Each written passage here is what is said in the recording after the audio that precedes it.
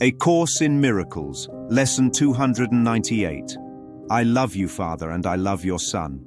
My gratitude permits my love to be accepted without fear. And thus am I restored to my reality at last. All that intruded on my holy sight forgiveness takes away.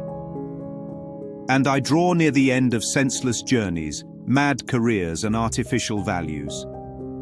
I accept instead what God establishes as mine, sure that in that alone I will be saved, sure that I go through fear to meet my love. Father, I come to you today because I would not follow any way but yours. You are beside me. Certain is your way. And I am grateful for your holy gifts of certain sanctuary and escape from everything that would obscure my love for God, my Father, and his Holy Son. Lesson 298. I love you, Father, and I love your Son. Love is not a two-way street between God and his child. It's one infinite current flowing in both directions at once. To love the Father is to love the Son, because there is no separation between source and extension. The Son is the Father's love made visible, and to withhold love from the Son is to deny that love itself could ever have meaning. My gratitude permits my love to be accepted without fear. Gratitude opens the gate. It permits love to enter because it removes the fear that once barred the door. When the heart is ungrateful, it's suspicious. It believes gifts have strings, that love demands repayment. Gratitude dissolves that suspicion. It says nothing is owed because everything is already given. To permit is to authorize, to grant consent. So gratitude gives love permission to be received. Without gratitude, we defend against love. With gratitude, we finally stop guarding the prison we built. Think of it like this. Someone hands a gift across the table. Gratitude is the act of extending your hand to receive it. Fear keeps the hand closed. Love is always offered. Gratitude is the yes. All that intruded on my holy sight, forgiveness takes away. A holy sight isn't a location. It's a perception unstained by judgment. Anything that intrudes on that vision is simply a grievance trying to sit on the throne of peace.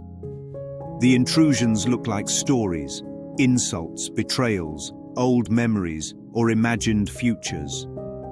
Forgiveness sweeps them away, not because they're evil, but because they were never real. Forgiveness restores holiness to sight by removing the false overlay of attack. It's like wiping condensation from a mirror. The reflection was always there. I draw near the end of senseless journeys. A senseless journey is any pursuit that begins with the ego's question, what can I get? We chase status, success, romance, recognition, all versions of the same mirage. Mad careers are those where we trade peace for performance. A mad career can look glamorous, but inside it's fueled by lack. Think of the executive whose family never sees him, or the influencer chained to the algorithm, refreshing for likes. These are the deserts we call fulfillment. Artificial values?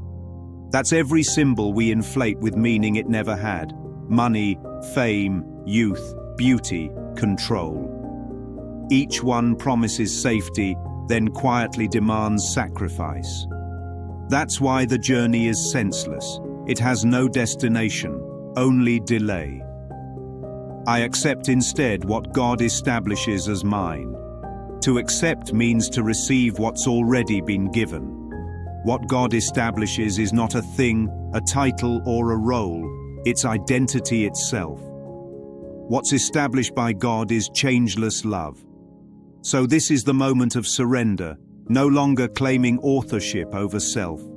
It's saying, I accept the way you made me, sinless, safe, eternal. To establish is to set on a firm foundation. Everything the ego builds rests on sand. It shifts with every tide of approval and rejection. But what God establishes doesn't need defending. That's salvation, not from punishment but from illusion. Sure that in that alone I will be saved. Sure means certain. No doubt, no hesitation. Salvation is simply certainty. It's the end of guessing who you are.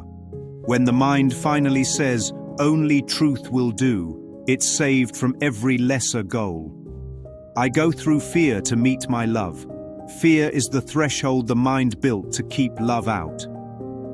To go through fear is not to fight it, but to look directly at it and see nothing there. The ego says, don't cross this line.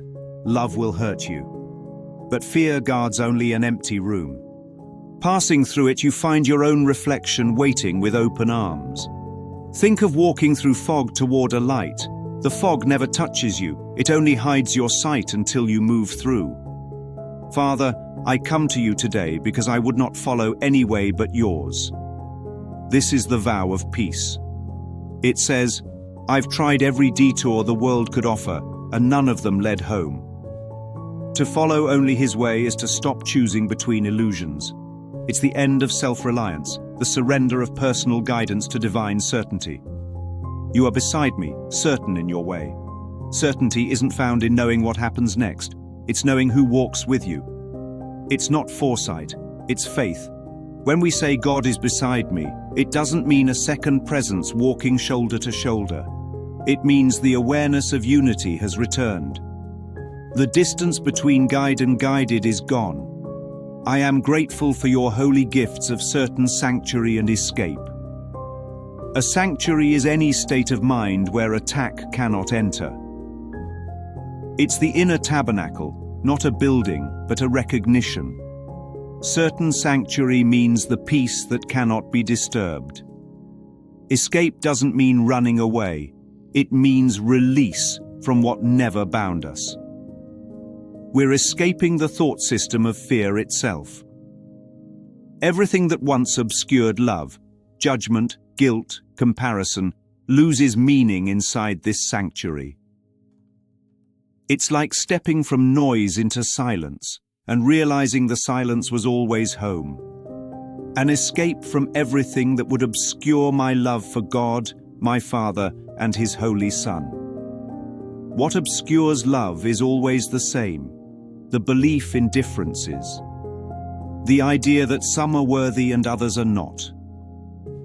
The thought that guilt could be real, or that sin could define a soul. When these clouds dissolve, only love remains: one Father, one Son, one self. And in that seeing, gratitude is no longer a practice. It's a natural response to remembering what has never left.